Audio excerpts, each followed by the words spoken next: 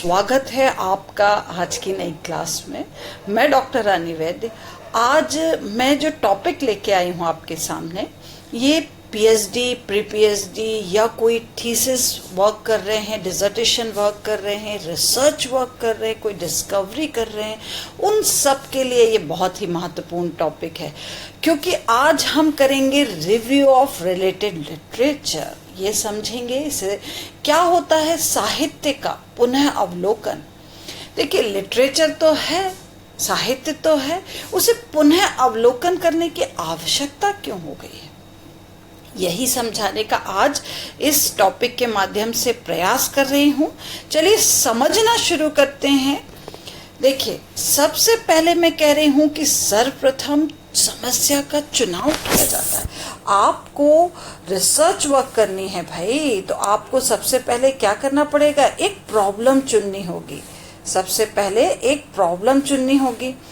फिर मैं क्या कह रही हूँ, जैसे ही हमने एक समस्या का चुनाव किया तो समस्या के अंतर्गत जो हमारे चर हैं, जिससे जो हमने वेरिएबल्स लिए हैं, उन पर हम संबंधित साहित्य का पुनः अवलोकन करते हैं।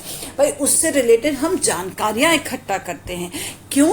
वो जानकारियां हमें एक नई दिशा प्रदान करती हैं। इसीलिए कह रही हूँ कि important function of literature review is two point out research strategies. ये देखिए, मेरे को बात बहुत जमती है ये वाली कि जब हम रिव्यू करते हैं, लिटरेचर का रिव्यू करते हैं, तो हमको क्या मिलता है, रिसर्च के लिए अपने स्ट्रैटेजीज मिलती है, स्पेसिफिक प्रोसीजर मिलती है, किस मेजरमेंट इंस्ट्रूमेंट को किस तरह से मेजर करना है, किस तरह से इन्वेस्टिगेट करना है अपने टॉपिक को। बहुत सारी इंफॉर्मेशन जो है वो आपके पास किससे मिल रही है, रिव्यू ऑफ लिटरेचर से।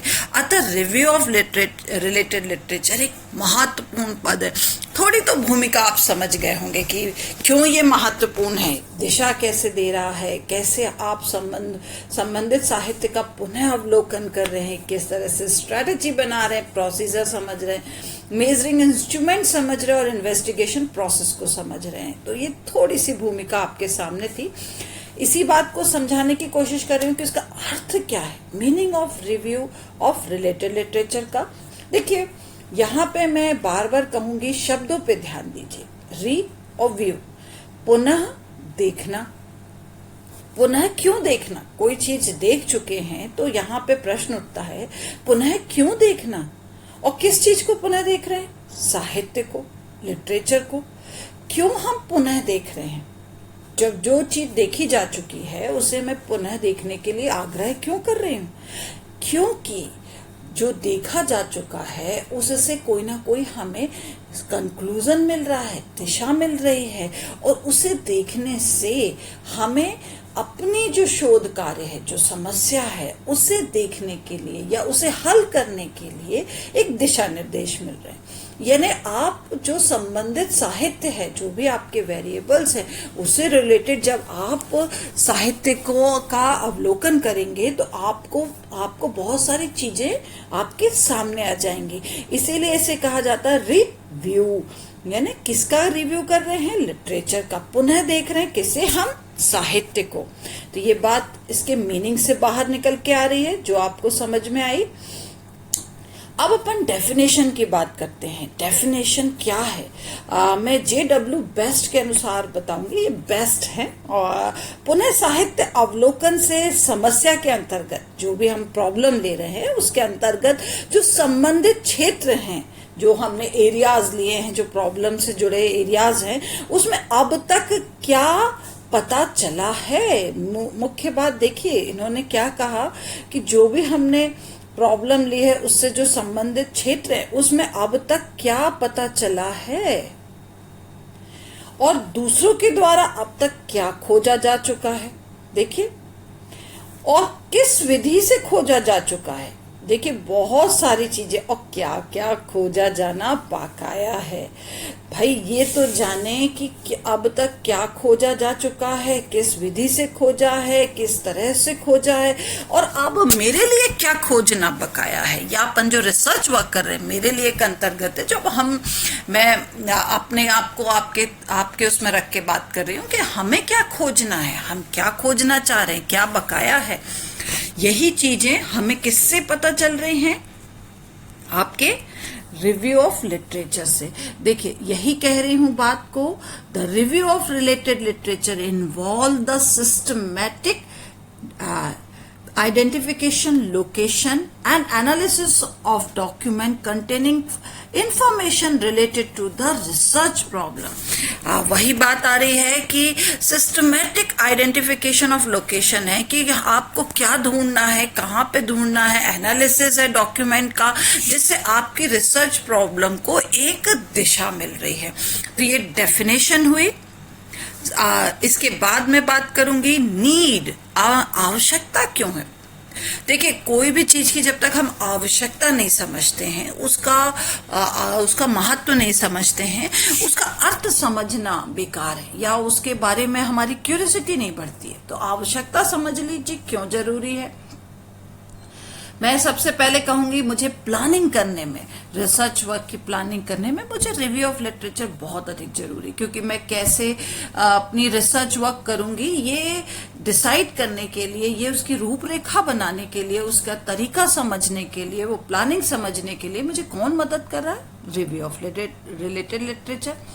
साथ ही साथ रिपीटिशन को रोकने के लिए, भाई ये काम हो चुका है, मैंने यही बोला ना परिभाषा में, क्या खोजा जाना बकाया है, ये हमें जानना जरूरी है, तब तो हम नया कुछ खोजेंगे, वरना तो रिपीटिशन ऑफ वर्क हो जाएगा। विभिन्न प्रकार के स्तोत्र प्रदान कर रहा है, रेफरेंस मिल रहे हैं हमको, सोर्सेज मिल रहे हैं, आपको समझ में आ रहा है उसका प्रॉब्लम का काफी सारा हल समझ में आ रहा है, वो जो हमको रिव्यू करने से जो स्तोत्र मिल रहे हैं, सोर्सेज मिल रहे हैं उससे। साथ ही साथ शोधकर्ता अपनी समस्या के प्रति क्या हो रहा, अप टू डेट हो जा रहा है। भाई आज तक ये हो चुका है, ये हल निकले जा चुके हैं, अब ये खोजा जाना बकाया है। तो वो इतना अधिक अप टू डेट हो रहा है कि उसे अपनी प्रॉब्लम के बारे में सारी डिटेल पता चल रही है। अब बात करते हैं objective of review of related literature. क्या होंगे पुनः साहित्य के अवलोकन के उद्देश्य। देखिए उद्देश्य क्या है, उद्देश्यों को समझिए कि नई समस्या के समाधान करने में नई थ्योरीज, ये देखिए नई थ्योरीज, नए आइडियाज को प्रदान करता है। क्योंकि भाई आपको नई समस्या मिली है, जो प्रॉब्लम है वो अभी नई है, तो हमें कुछ नई थ्योरीज भी चाहिए, नए आइडियाज चाहिए। वो हमें कौन दे रहा है, हाँ ये अब इस थ्योरी पे अभी तक कोई वर्क नहीं हुआ, इस आइडिया पे अभी तक कोई वर्क नहीं हुआ, ये कौन बता रहा है आपको, रिव्यू ऑफ रिलेटेड लिटरेचर। साथ ही साथ समस्या से संबंधित परिकल्पना के निर्माण में भी सहायता दे रहा है। बहुत इंपॉर्टेंट बात है ये, क्योंकि आपको जो खोजना है, जो आपको जानना है, उसमें ये समस्या के जो आपका परिकल्पना का जो निर्माण है उसमें ये क्या कर रहा है, सहायता कर रहा है। आपको मेथड बता रहा है, टूल बता रहा है, स्टैटिस्टिक्स के चुनाव में भी मदद कर रहा है। यानी आपकी पूरी जो रिसर्च होना है, जो इन्हीं चीजों पे बेस्ड है कि हाइपोथेसिस बनाना है, मेथड हो गया, टूल हो गया, स्टैटिस्टिक्स कौन सी लगाना है, सांख्यिकी कौन सी लगाना है, इसके चुनाव में कौन आपकी मदद कर रहा है, रिव्यू ऑफ रिलेटेड लिटरेचर। समस्या से संबंधित प्रस्ताव की रूपरेखा बनाने में, भाई इंट्रोडक्शन पार्ट में भी हमको ये बहुत मदद कर रहा है, क्योंकि इंट्रोडक्शन पार्ट में हम बात करते हैं नीड एंड इम्पोर्टेंस की, हमारा टॉपिक क्या है, उसका क्या महत्व है, और हम आश्रित चर, ये जो हमारा डिपेंडेंट वेरिएबल है, उससे हम इंडिपेंडेंट वेरिएबल की ओर बढ़ते हैं कि उस पर किसका प्रभाव पड़ रहा है, किस तरह से पड़ रहा है। तो इस तरह से हमें रूपरेखा बनाने में भी कौन मदद कर रहा है, रिव्यू ऑफ लिटरेचर। आखिरी में अंत में बात करूंगी कि समस्या के इंटरप्रिटेशन और डिस्कशन में मदद करता है। बहुत इंपॉर्टेंट बात है भाई ये, क्योंकि आपने जब अपने निष्कर्ष पे पहुंचे तब आपको उसको इंटरप्रिटेट करना पड़ेगा, उसकी व्याख्या करनी पड़ेगी। तो आप कैसे करेंगे? आपको कोई आधार चाहिए ना आपकी व्याख्या करने के लिए। तो ये रिव्यू ऑफ लिटरेचर जो है वो आपको आधार प्रदान करते हैं। देखिए, आपकी समस्या को जब तक आप आधार नहीं देंगे वो वैलिड नहीं होगी, क्योंकि आपके परिणाम अभी फ्रेश है। मगर अगर आप ये बताएं कि पुराने साहित्य अवलोकन के द्वारा मुझे इसी तरह के परिणाम मिले हैं, ये परिणाम हम मेरे परिणाम से मैच खा रहे हैं या विपरीत हो सकते हैं, तो आपको क्या हो गया? नकारने या स्वीकारने के लिए कोई आधार चाहिए कि नहीं? तो वो आधार प्रदान कर रहे हैं, जिससे कि आपकी रिसर्च वर्क जो है वो और ऑथेंटिक हो जाती है। तो अब आपके इसके ऑब्जेक्टिव्स समझ गए।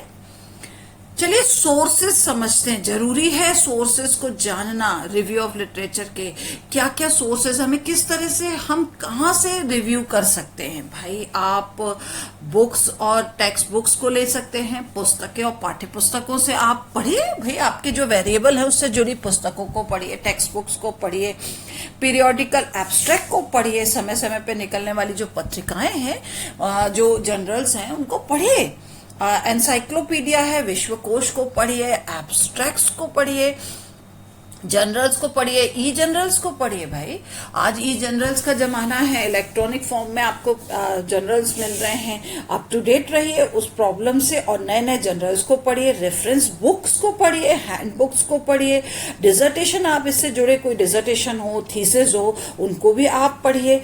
फिर न्यूज़पेपर ले लीजिए, मैगजीन ले लीजिए, कोई रिपोर्ट्स उससे जुड़ी आई हैं उन सबको भी रिव्यू करिए। और साथ ही साथ कुछ स्पेशल डिक्शनरीज लीजिए, विशिष्ट शब्दकोश लीजिए, जिसको आप उसमें देखिए उन समस्या से जुड़े शब्दों का अर्थ ढूंढिए, उसका क्या मतलब दिया है, मीनिंग दिया है, क्या डायरेक्शन दे रहे हैं। इस तरह से आपको बहुत सारे आपके सामने सोर्सेज आ गए हैं जिसके द्वारा आप रिव्यू ऑफ रिलेटेड लिटरेचर आसानी से कर सकते हैं। दोहरा लीजिएगा, बुक्स, टेक्स्ट बुक्स, क्या बोला मैंने? Books, text books, periodical abstract, encyclopedia, abstracts, journals, e journals, reference books, hand books, dissertation, thesis, newspaper, reports, magazine और स्पेसिफिक डिक्शनरीज आप और भी ऐड कर सकते हैं। चलिए अब कुछ प्रिंसिपल समझते हैं, प्रोसीजर समझते हैं और किस तरह से हमको रिव्यू करना है, उसके क्या सिद्धांत है, क्या प्रक्रिया है, किन बातों का हमें ध्यान में रखना है, उन्हें समझना बहुत अधिक जरूरी है। देखिए, मैं सबसे पहले कहूंगी कि समस्या से संबंधित जो साहित्य का पुनः अवलोकन करने के लिए हम विभिन्न लाइब्रेरी में जाकर के अध्ययन कर सकते हैं। भाई हमको क्या प्रोसीजर अपनानी पड़ेगी? हम कई जगह कई लाइब्रेरी का सब्सक्रिप्शन ले सकते हैं। वहां पर जो प्रकाशित जर्नल्स हैं, रिपोर्ट्स हैं, न्यूज़पेपर्स हैं, क्या बोलते बुक्स हैं, हमको बहुत सारी चीजें, टेक्स्ट बुक्स हैं, हैंड बुक्स हैं, हमें सब चीजें वहां कहाँ मिल जाएंगे? हमें लाइब्रेरी में मिलेंगे। तो आप वहां पर जाकर के अध्ययन कर सकते हैं। अब चरणों से संबंधित व्यवस्थित नोट्स बनाइए। भाई स्टेप वाइज आपको नोट्स बनाने हैं कि जो जो आपने सर्च किया है, खोजा है, उसे सिस्टमैटिक लिखिए, नोट्स बनाइए, क्योंकि रिव्यू ऑफ लिटरेचर एक सिस्टमैटिक प्रोसेस है।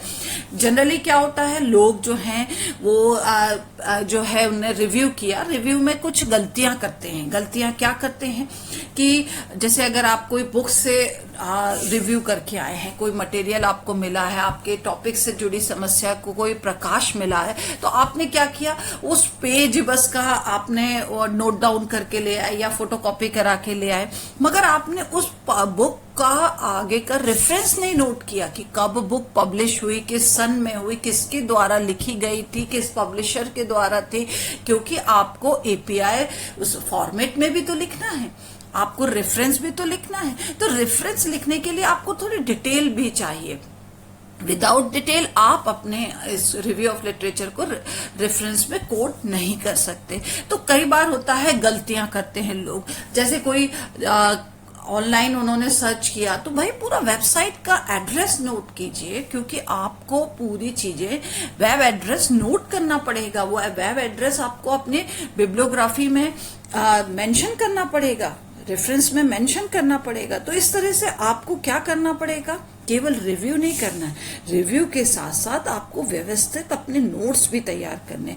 आपको वही मैंने कहा, कौन कौन से सोर्सेज थे वही मैंने बता दिया आपको कि बुक्स ले लीजिए, जर्नल्स ले लीजिए, ये सबसे जो आपको इन्फॉर्मेशन ले रही है, मैगजीन ले लीजिए, वेबसाइट्स ले लीजिए, जो इन्फॉर्मेशन मिल रही है उसको व्यवस्थित रखिए।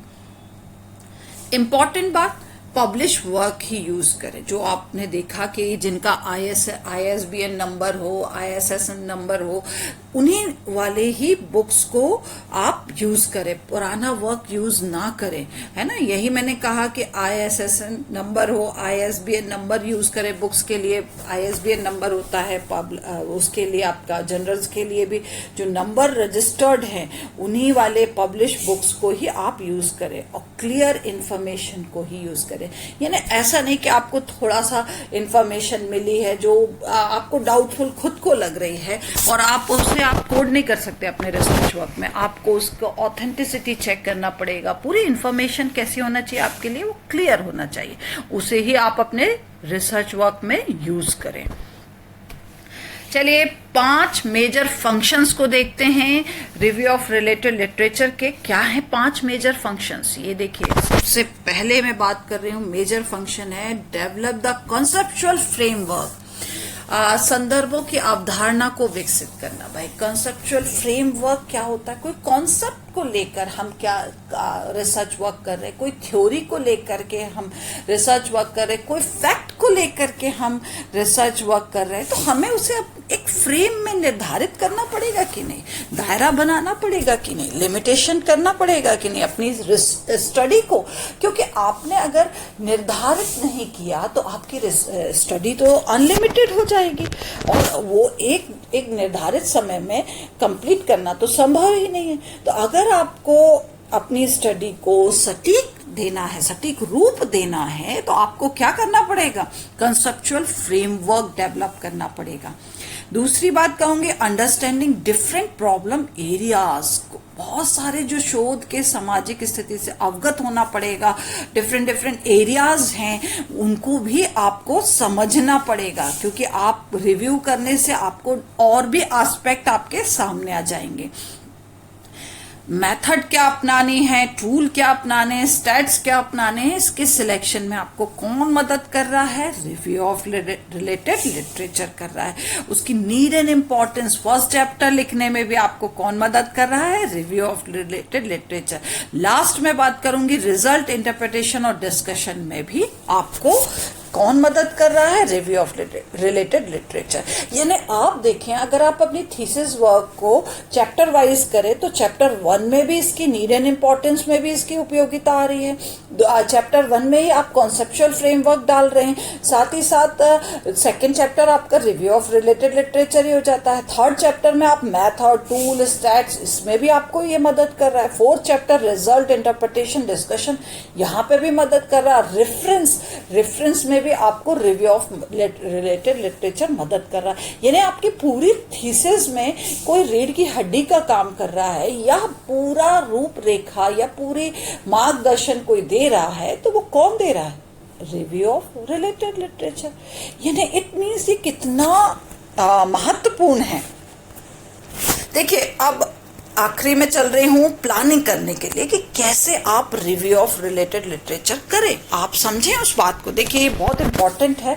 यहाँ पे मैं कह रही हूँ, आपने जैसे ही कोई समस्या ली, उस समस्या से जुड़े आपने रिव्यू करना शुरू किया, तो आपने देखा कोई रिसर्च नहीं मिली मुझे, no research has been done, कोई रिसर्चेज उससे जुड़ी, मेरी जो प्रॉब्लम है उससे जुड़ी कोई भी मुझे रिसर्चेज नहीं मिली हैं, तो मैं क्या करूंगी, नल हाइपोथेसिस बनाऊंगी, क्योंकि मैं मान के चलूंगी हो भी सकता है और नहीं भी हो सकता है। यानी यहाँ पर हमें नल हाइपोथेसिस बनानी पड़ेगी। यानी आपको देखिए वो कैसे दिशा दे रहा है, आपको ये समझना पड़ेगा कि आपके समस्या से जुड़ी रिसर्चेज हुई हैं कि नहीं है। अब मैं मान रही हूँ कि कुछ रिसर्चेज हुई हैं, रिसर्च हैज बीन डन, तो उस प्रॉब्लम से जुड़ी, तो यहाँ पे फिर मैंने उसको दो उसमें बांटा कि कुछ रिसर्च हुई है, few research has been done, have been done. तो यहाँ पे मैं कह रही हूँ कि कुछ रिसर्चेज हुई हैं, और यहाँ पे दूसरे उसमें मैं कह रही हूँ large researches has been done. ठीक है, एक फ्यू रिसर्चेज, एक लार्ज रिसर्चेज। तो अगर मैं कह रही हूँ थोड़ी सी रिसर्चेस हुई हैं तो भी मेरे पास वो ऑथेंटिक नहीं है कि मैं उन रिसर्चेस को बेस बनाऊं, तो वो मान के चलूंगी कि वहां पर भी मुझे क्या करना है, नल हाइपोथेसिस बनानी है। देखिए, समझे आप, मैंने दो तरह से अभी इसमें बात करी कि जब कहा सबसे पहले आपने समस्या ली और कोई भी रिसर्च नहीं हुई है, तब तो हमारे लिए क्लियर हो गया कि हमें नल ही हाइपोथेसिस बनानी है। मगर जब हम कह रहे हैं कि कुछ रिसर्चेस हुई हैं, उसमें मैं कह रही कुछ थोड़ी हुई हैं, कुछ ज्यादा हुई हैं, मगर जब थोड़ी रिसर्चेस की बात कर रही हूं तब भी हमें वो बेस नहीं प्रदान कर रही है। इसीलिए मैं उस समय में भी, उस कंडीशन में भी किस तरह की हाइपोथेसिस बनाऊंगी, नल हाइपोथेसिस बनाऊंगी। अगर ज्यादा रिसर्चेज हुई हैं तो मैं उनकी कंसिस्टेंसी और इनकंसिस्टेंसी को चेक करूंगी। तो चलिए कंसिस्टेंसी और इनकंसिस्टेंसी को चेक करते हैं। दूसरा अपन बात कर रहे हैं यहां पर कि जब large number of research have been done, तो यहां पे मैं कंसिस्टेंसी की बात कर रही हूं। देखिए, कंसिस्टेंसी मुझे मिल रही है कि एक डायरेक्शन मिल रहा है, कि एक तरफ मेरे परिणाम मुझे दिखाई दे रहे हैं कि इसी दिशा में जा रहे हैं। तो मुझे परिणामों को जब दिशा मिल रही है तब मुझे क्या बनाना पड़ेगा, डायरेक्शन हाइपोथेसिस, क्योंकि आपको रिजल्ट बार बार फाइंडिंग्स ये दिखा रहे हैं कि आप किस दिशा में आपके परिणाम आ रहे हैं। तो आपको भी फिर आपकी भी समस्या से जुड़ी जब आप काम करेंगे तो आपको दिशा दिखने के कारण, दिशा मिलने के कारण आप डायरेक्शनल हाइपोथेसिस बनाएंगे। अब हम इनकंसिस्टेंसी को, फाइंडिंग को चेक कर रहे हैं। एग्जांपल लिया है मैंने, अप्रोक्सीमेटली पॉपुलेशन में 300 मेल एंड फीमेल्स लिए हैं जिनका मीन स्कोर्स मैंने देखा। तो मैंने यहाँ पे देखा, वो जो रिजल्ट देखे तो उसमें मैंने देखा कि जो फीमेल का जो है वो मेल से ज्यादा अच्छी है किसी भी मामले में। मैं अच्छी हूँ भाई, मैं बहुत अच्छी हूँ, फीमेल हूँ और मेल से हर मामले में अच्छी हूँ। ये मैंने एग्जाम्पल के रूप में और थोड़ा सा क्लास को इंटरेक्टिव बनाने और थोड़ा फनी उसमें करने के लिए बात कही। एक ये एग्जाम्पल है। तो मुझे क्या मिल रहा है डायरेक्शन मेरे एग्जाम्पल में कि फीमेल जो है वो ज्यादा अच्छी हैं मेल से, तो मुझे एक डायरेक्शन मिल रहा है। तो फिर अगेन मुझे डायरेक्शनल, वो भी कंसिस्टेंसी, इनकंसिस्टेंसी में भी मैं बात करूंगी 80%, यानी अगर मैं 100 का रेशियो देख रही हूँ तो उसमें 80% मुझे बार बार यही इंडिकेशन मिल रहा है। तो मुझे जब इंडिकेशन मिल रहा है इनकंसिस्टेंसी में भी, तो भी मेरे को क्या बनाना पड़ेगा, जब डायरेक्शन मिल ही रहा है तो मुझे डायरेक्शनल हाइपोथेसिस बनानी पड़ेगी।